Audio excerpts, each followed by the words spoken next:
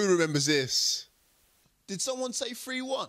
I'm going to go with a 3-1 win. Oh, yeah, I thought it was me. It's always nice to get something right for a change. That's right, that's right. The last time Newcastle United played Brentford, Newcastle United ran out 3-1 winners, 2 goals from Dwight Gale and 1 goal from Kieran Clark was enough to see off the Bees at St James's Park. But now the fixture is reversed. We're playing at Griffin Park, and let's say both teams in 2 different runs of form. Now, Newcastle United are now been knocked off top spot. We're now sitting in 2nd place, a couple of points behind Brighton. Obviously, they got a game in hand. We've got Reading pretty much up our arse, let's face it, even though they did lose to QPR, thank God for that. But they are chasing us to get to 2nd place. So we've got to be watching both sides, 1st and 3rd. Brentford, on the other hand, they're in mid-table, 14th place, quite respectable for a team of Brentford's size. I'm sure they're probably going to be pushing for promotions, but at the moment, mid-table is, I'd say, fair for them.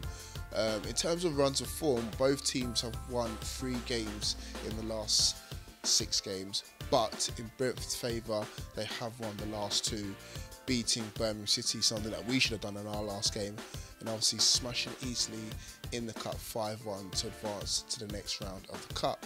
Newcastle United, on the other hand, obviously we drew with Birmingham City, even though we should have beaten them. No, in fact, scrap that, they should have beaten us. Went to the game, good start to the game. Obviously the first 5 minutes was great. Murphy got his first goal for the club. Mitro then obviously got his injury. He's going to be out for God knows how long, maybe 10 days, 2 weeks, who knows. And then obviously they went and scored through Jutkovic, and then Jutkovic probably should have had a hat-trick. But we're lucky to get to this replay, which is going to be obviously played next Wednesday. And obviously the other game before that, well, obviously you know, we got turned over by Sheffield Wednesday.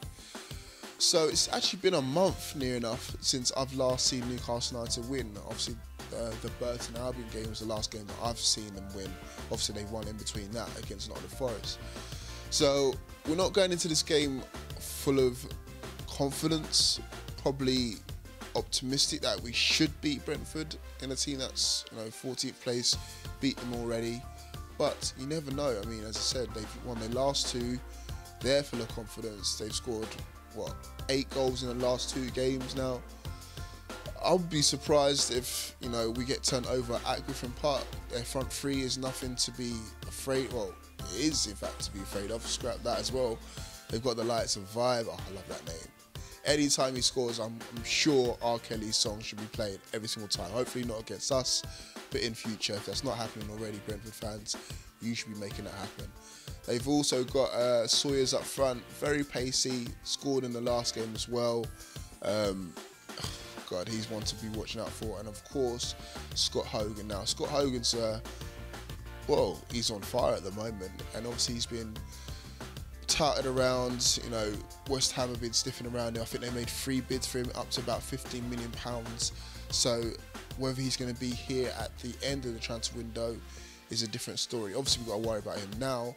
I think he's going to be there for Saturday. I don't think any last minute bid's going to be coming out before this video goes out. So expect to see Scott Hogan out in a Brentford shirt unless something happens in trading, and he is definitely one to watch out for with his goal scoring capabilities. Newcastle United, on the other hand, it's the final game that we're without John Joe Shelby, and I know you guys as Tooting fans are absolutely loving this, because boy do we need him. We need him like we need air, basically. And it's sad to say, but it's the truth. It's the truth. The last time we lined up against Brentford, yes, he did have a hand in quite a few of the goals, and obviously we're going to miss his presence there. Last game against Birmingham, we lined up completely different. I believe it was 3-5-2 wing backs, which is quite refreshing to see that Rafa can change it up. I think he's going to go back to normal ways, 4-4-1-1. And for me, Gale has to start this game. No messing around. I know Murphy got on the score sheet in the last game, but Gale has to start.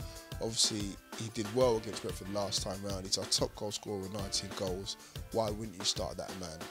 We're still without 3 players from who obviously went off to the African Cup of Nations, and Bemba, Atsu and Diame. So it looks like Perez is going to start. And Bemba really doesn't get a look in the central defence, so it's probably going to be Kieran Clark and Lascelles.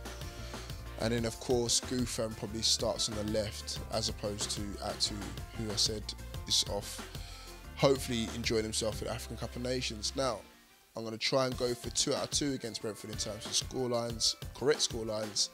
I'm going to go with a 2-0 away win to Newcastle United. Yes, I said it, 2-0. Now, I'm hoping Gale can get on the score sheet and carry on that run of good form that he had at the back end of last year. So I'm going to say 2 goals from Dwight Gale, 2-0 to Newcastle United, 3 points well needed. And then we can continue to try and get past Brighton and gain top spot before we play them. So there you had it. Hopefully I can have some more information for you after this video goes out from the press conferences from Newcastle United. They also are putting up Jamal Lascelles, so hopefully I can get some information on that. And yeah, guys, take care of yourselves and keep it tuned as always. See you soon. Peace.